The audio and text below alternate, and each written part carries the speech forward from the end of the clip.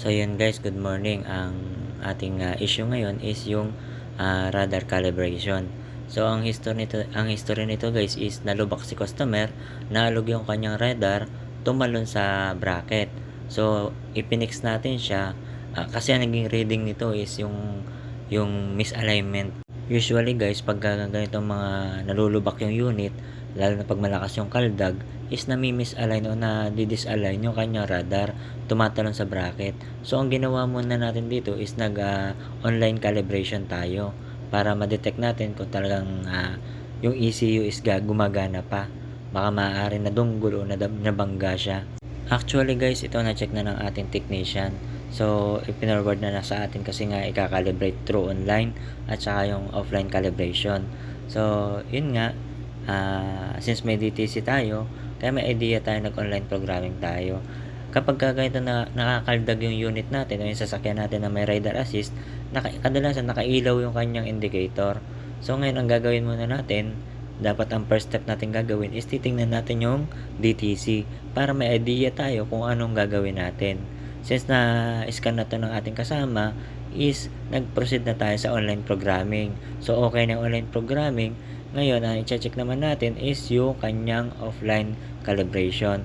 Pero bago natin gawin yan, ito dapat yung una-una natin gagawin, i-check natin yung kanyang DTC. Bale, ang ginawa natin dito guys, since nakailaw yung kanyang indicator, doon lang tayo magpo-focus. Kumbaga, yun lang yung issue ni customer. Bale, yung rear rider niya is dalawa. Isang left, isang right. So, i-check natin isa-isa yan kung may DTC. Yan. Pag na-check natin yan at walang DTC, ibig sabihin, okay siya.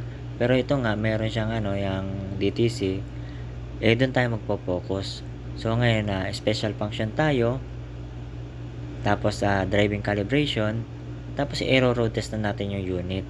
Ang pagro-road test nito guys dapat walang masyadong sasakyan. Tsaka hindi masyadong nag-engage sa preno at sa traffic para matapos agad yung kanyang offline calibration.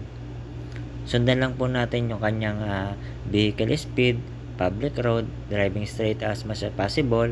Yan po yung mga dapat sundin natin bago natin i-perform. At huwag natin kalimutan, bago natin i-proceed yung procedure is basahin muna natin ng maigi para may idea tayo kung anong gagawin. So ito guys, dapat hindi kayo lalampas ng 4 degrees. Kapag lumampas kayo ng 4 degrees, ibig sabihin is mag-a-adjust kayo. So ito nga, ibig sabihin ng ilaw na yan is gumagana yung kanyang driving calibration. So, antayin lang natin yung calibration progress hanggang maging 100%. Kapag nag 100% na yan, okay na yung ating driving calibration. Pwede nyo nang i-confirm o i-click yung okay sa bandang kaliwa. Kapag hindi naman successful at naka-steady lang siya sa 99%, lalabas sa horizontal deviation angle value niya at saka sa vertical deviation angle value niya yung adjustment natin.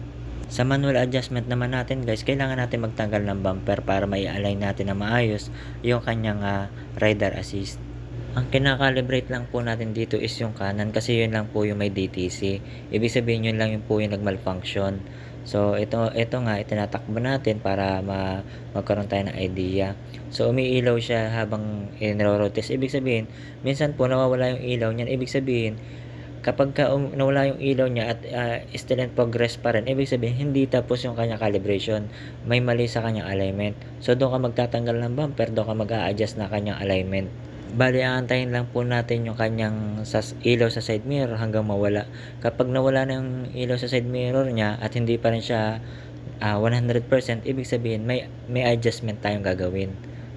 At lalabas naman po dyan sa horizontal deviation niya at sa vertical deviation angle value niya kung ilan ang adjustment na gagawin natin sa kanyang radar. So ito nga guys, nag 100% na, so mababa lang yung kanyang deviation angle value. Kaya okay na yan. Basta wag kang lalampas ng 3%, 3 degree. Kapag lumampas ka ng 3 degree hanggang 3.5 ganyan, is magkakaroon ka ng adjustment. Kailangan mo siyang i-adjust kasi hindi magna 99% yan. So mapapansin nyo rin guys dito, wala na yung kanyang indicator, kulay green na. Ibig sabihin good na siya. Kapag red, warning. Kapag 100% na guys, pwede na natin i-click yung okay. Okay na yung ating calibration, yung offline calibration. Yun lang po at maraming salamat sa inyong panonood.